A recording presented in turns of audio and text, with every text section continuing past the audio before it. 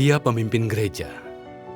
Saat saudara-saudari bertindak tak sesuai harapannya, dia marah dan menegur. Mereka merasa terkekang, bahkan jadi negatif. Dia merasa tertekan.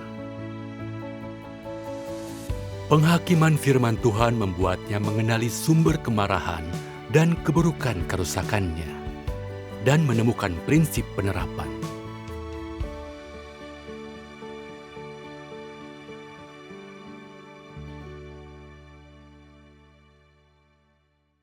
Oktober tahun lalu, aku mengawasi tugas gereja. Ada jemaat baru yang baru saja mulai bertugas. Jadi aku sering bersekutu tentang prinsip memberitakan Injil dan mengajak mereka menginjil bareng. Setelah beberapa waktu, mereka mengalami kemajuan dan aku merasa senang. Agar bisa kerja mandiri secepat mungkin, aku minta mereka berlatih beritakan Injil sendiri. Awalnya, ketika mereka mendapat masalah, aku selalu membantu dengan kasih. Tapi lama-kelamaan, aku mulai merasa kesal. Aku mulai remehkan mereka. Dulu sekali diajari, aku langsung paham. Aku luangkan waktu ajari kalian. Tapi mengapa masih ada banyak pertanyaan? Apa kalian tak menyimak saat aku mengajari kalian? Jika kalian tak mampu mandiri setelah waktu lama, pemimpin pasti akan berkata aku tak cakap dan tak mampu melatih orang. Itu tak boleh terjadi. Aku harus tegur kalian. Memikirkan semua itu, aku lalu memarahi mereka. Apakah kau bersekutu dengan mereka tentang masalah nyata? Tidak. Lalu, Ivy meneleponku. Saudara, aku ingin bertanya padamu. Firman Tuhan, mana yang akan kita persekutukan malam ini? Aku berpikir, aku sudah beritahu sebelumnya. Mengapa kau tidak tahu? Apa kau tak mendengarkanku? Ku jawab dengan nada kasar. File terakhir yang kukirim, apa kau membacanya? Kenapa selalu harus bertanya? Saudari itu tak menanggapi. Ku tutup teleponnya dengan marah. Dia pasti terkekang ketika kau hilang sabar. Iya. Lalu, aku menyadari sikapku dan merasa sedikit bersalah. Namun aku berpikir, aku begitu demi kebaikannya. Karena bila terus mengandalkanku, kapan dia bisa maju? Mungkin ini justru berguna baginya. Berpikir begitu, kekhawatiranku jadi lenyap. Besoknya, saudara rekan sekerjaku berkata, Ivy bilang ketika dia bertanya padamu, kau jadi marah. Dia juga merasa terkekang dan takut padamu. Ketika mendengarnya, aku tak terima dan berpikir di benakku.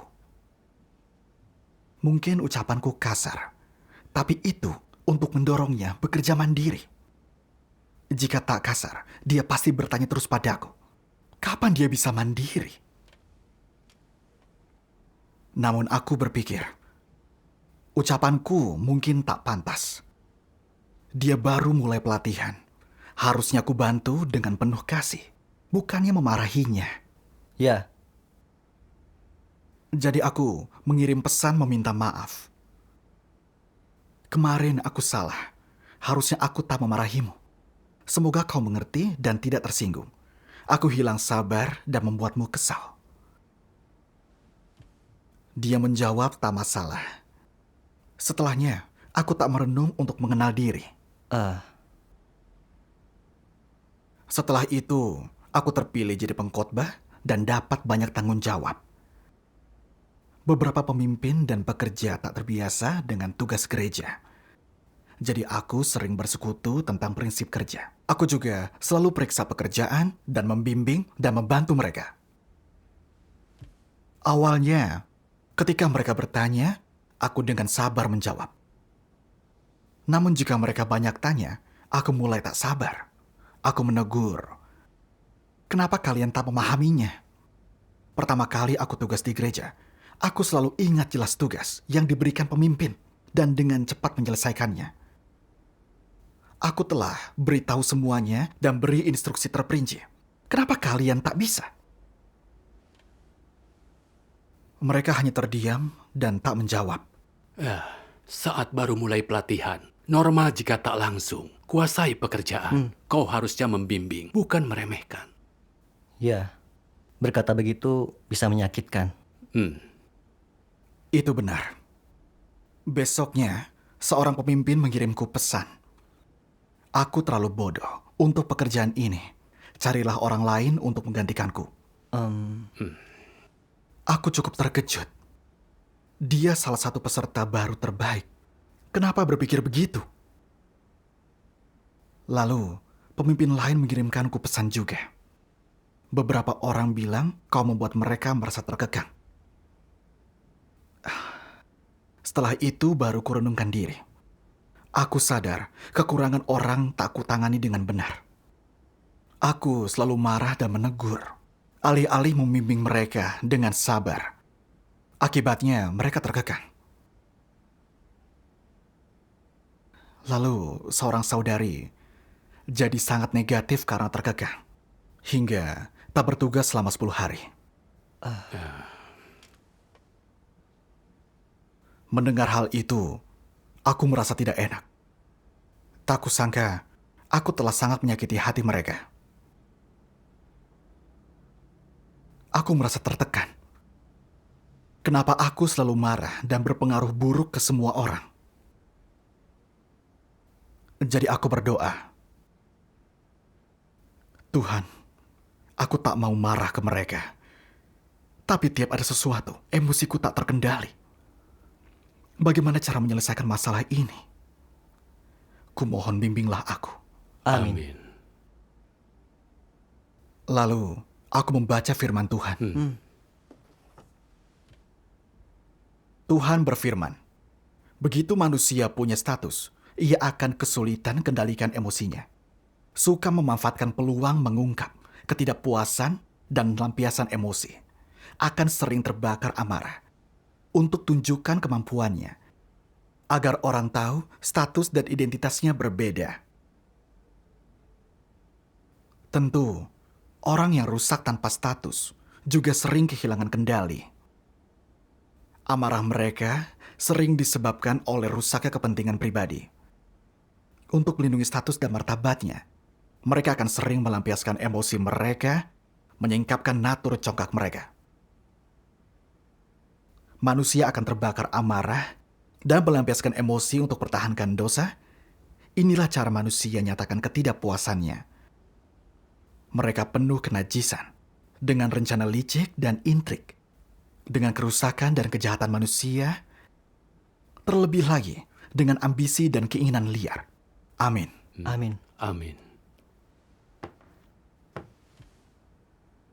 Firman Tuhan ini menyingkapkan keadaanku. Aku renungkan ternyata aku marah demi jaga status. Biasanya aku dapat hasil di pekerjaanku dan orang anggap aku pemimpin andal. Namun setelah ditugaskan melatih mereka ini, jika setelah waktu lama mereka tak bisa mandiri, pemimpin tingkat atas akan mengatakan, aku tak kompeten. Jadi, ketika mereka tak mengerti setelah diajari, aku sangat menentang, tak sabar. Ketika mereka menemuiku dengan pertanyaan, kugunakan itu untuk menegur dan mengkritik sebagai pelampiasan. Aku penuh keluhan dan penghinaan dan bandingkan mereka dengan diriku. Akibatnya, mereka merasa terkekang dan jadi negatif hingga tak mau bertugas. Ketika masalahku ditunjukkan, aku tak cari kebenaran untuk menyelesaikannya. Meski minta maaf pada Ivy, tujuan ucapanku adalah mempertahankan statusku agar Ivy tahu melalui permintaan maafku yang tidak tulus, kemarahanku langka, bukan kejadian biasa dan aku cukup rasional. Aku teringat firman Tuhan. Ada orang yang jelas punya watak buruk dan selalu bilang mereka bertemperamen buruk. Bukankah ini pembenaran diri? Watak yang buruk adalah watak yang buruk. Ketika orang telah melakukan sesuatu yang tidak masuk akal atau yang merugikan semua orang, masalahnya ada pada watak dan kemanusiaan mereka, tapi selalu bilang mereka hilang kendali atas temperamennya atau menjadi sedikit marah. Mereka tak pernah memahami inti masalahnya. Apa ini arti dari menyingkapkan diri?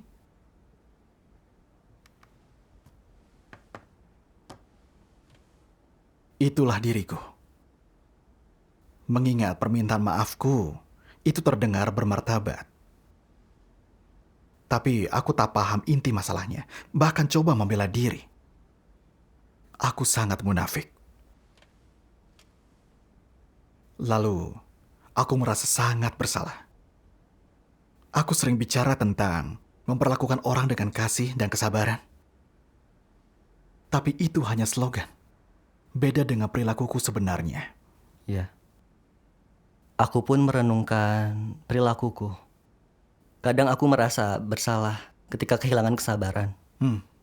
Tapi punya alasan masuk akal untuk memakluminya. Akibatnya, aku tak mampu mengenal diri dan berubah. Ya, benar. Lalu, aku menenangkan pikiran dan merenung. Kenapa, bila sesuatu tak sesuai mauku, aku hilang sabar dan menyingkapkan watak rusakku? Kenapa tak bisa kerjasama dengan saudara-saudari? Lalu, aku membaca firman Tuhan. Tuhan yang Maha Kuasa berfirman, "Kecongkakan adalah sumber dari watak manusia yang rusak. Semakin congkak manusia, semakin mereka tidak masuk akal, dan semakin mereka tidak masuk akal, semakin besar kemungkinan mereka untuk menentang Tuhan." Seberapa seriuskah masalah ini? Orang yang memiliki watak congkak tidak hanya menganggap orang lain berada di bawah mereka, tetapi yang terburuk adalah mereka bahkan bersikap merendahkan Tuhan dan tidak ada rasa takut akan Tuhan di dalam hati mereka. Meskipun orang mungkin terlihat percaya kepada Tuhan dan mengikuti Dia, mereka sama sekali tidak memperlakukannya sebagai Tuhan. Mereka selalu merasa bahwa mereka memiliki kebenaran dan menganggap diri mereka hebat. Inilah esensi dan akar dari watak yang congkak, dan itu berasal dari iblis. Karena itu, masalah kecongkakan harus diselesaikan. Merasa bahwa seseorang lebih baik daripada yang lain, itu adalah masalah sepele.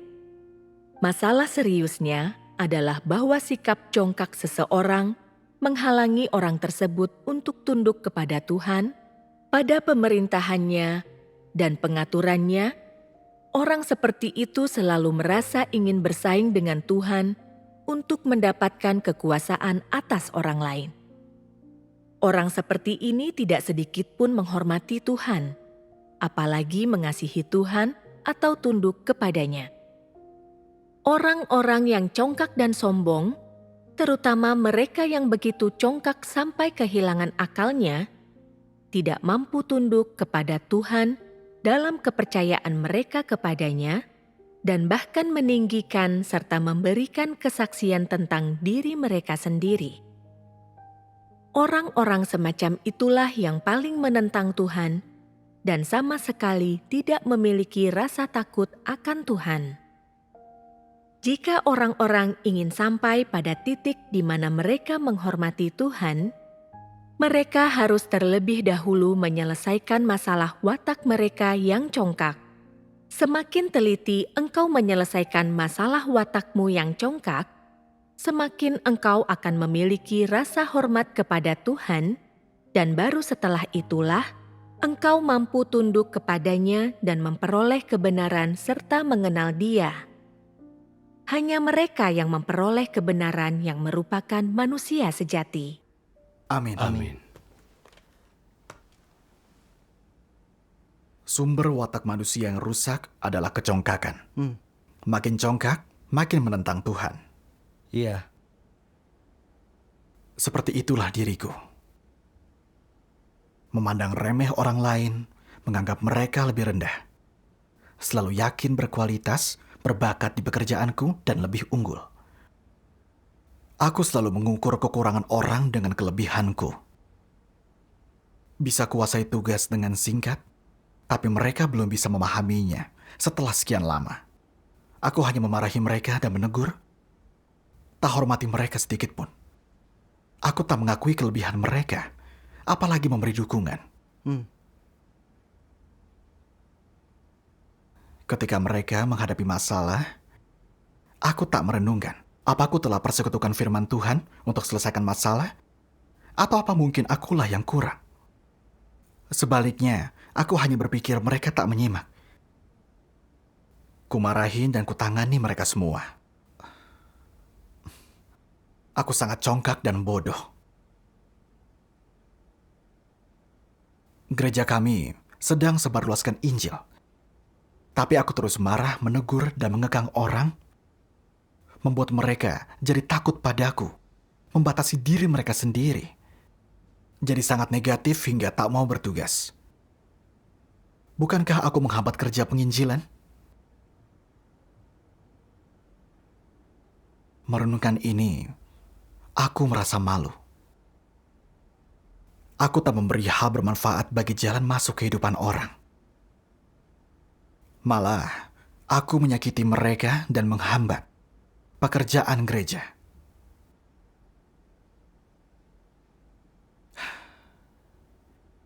Aku hidup dengan watak congkak dan dapat menentang Tuhan setiap saat. Mengingat semua tindakanku, aku membenci diriku. Rasanya ingin ku tampar wajahku ini. Dalam hati, aku berdoa kepada Tuhan. Tuhan, aku menangani orang membabi buta, menyakiti mereka, dan hambat pekerjaan gereja. Tuhan, aku siap untuk bertobat.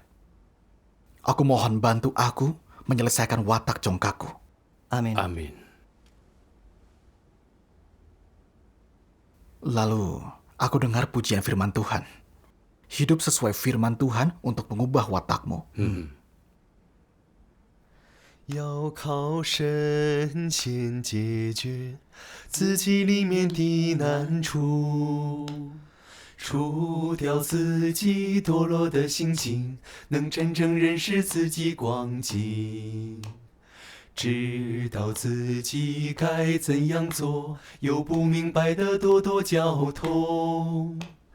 知道自己该怎样做，有不明白的多多交通。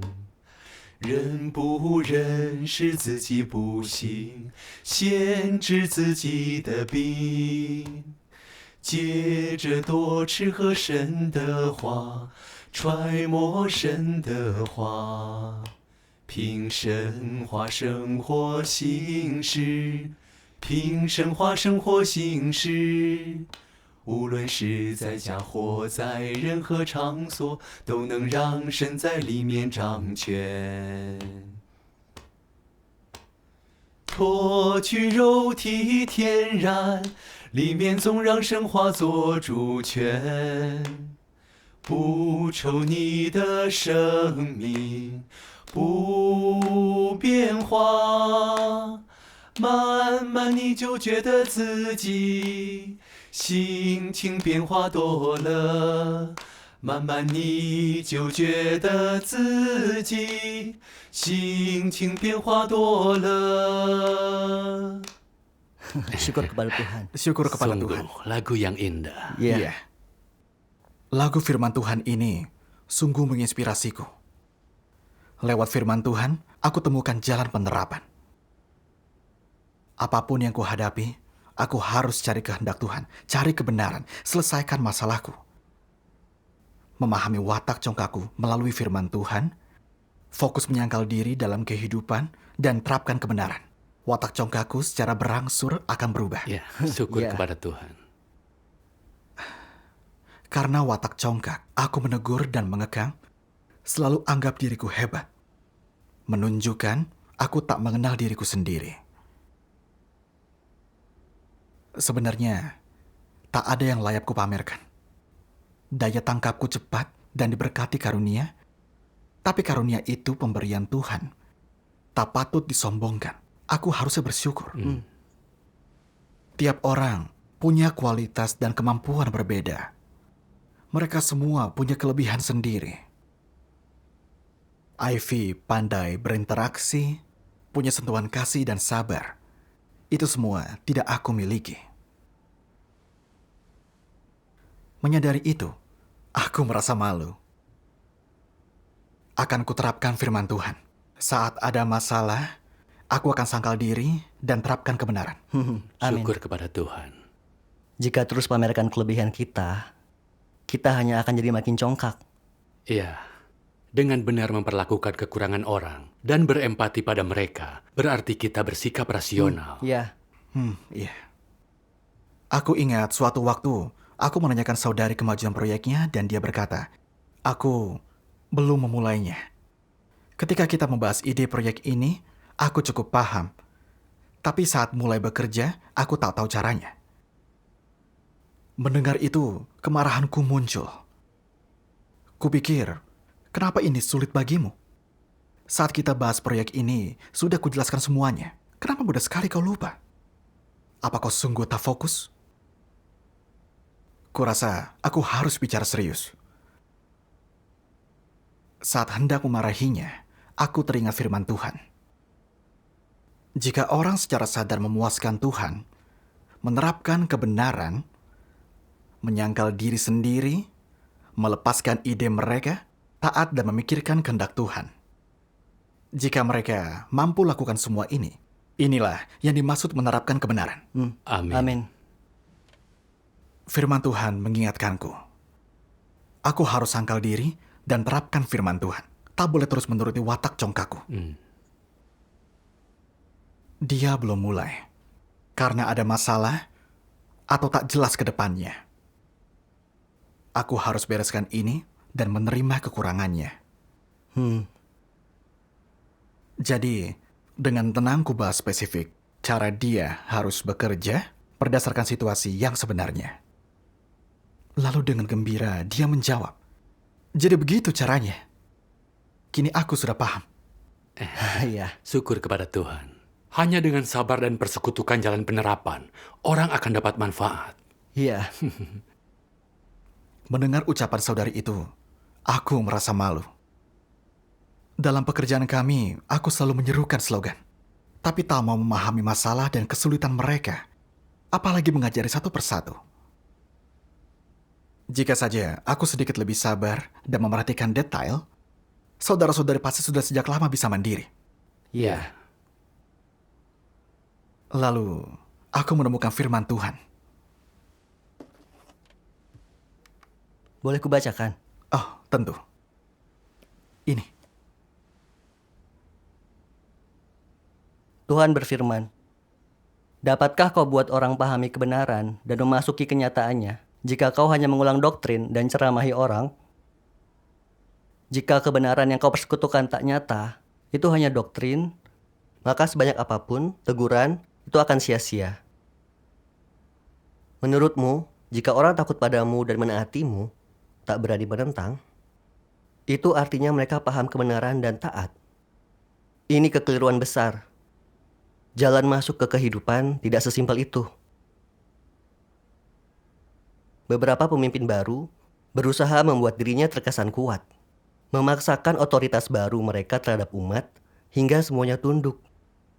Berpikir ini akan permudah pekerjaan.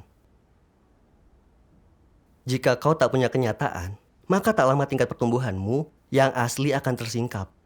Dirimu yang sejati akan tersingkap. Dan engkau akan disingkirkan. Di tugas administratif, sedikit penanganan dan pendisiplinan dapat diterima. Jika tak mampu persekutukan kebenaran, akhirnya kau tak akan mampu selesaikan masalah. Dan akan pengaruhi hasil kerja. Jika masalah apapun yang muncul di gereja, kau selalu ceramahi dan salahkan orang, serta hilang, kesabaran, inilah kerusakanmu yang tersingkap, dan kau telah perlihatkan wajah burukmu. Jika kau selalu menceramai orang seperti ini, maka seiring waktu, orang tak akan terima perbekalan hidup darimu. Mereka tak akan dapat hal nyata, melainkan akan jijik terhadapmu. Amin. Amin.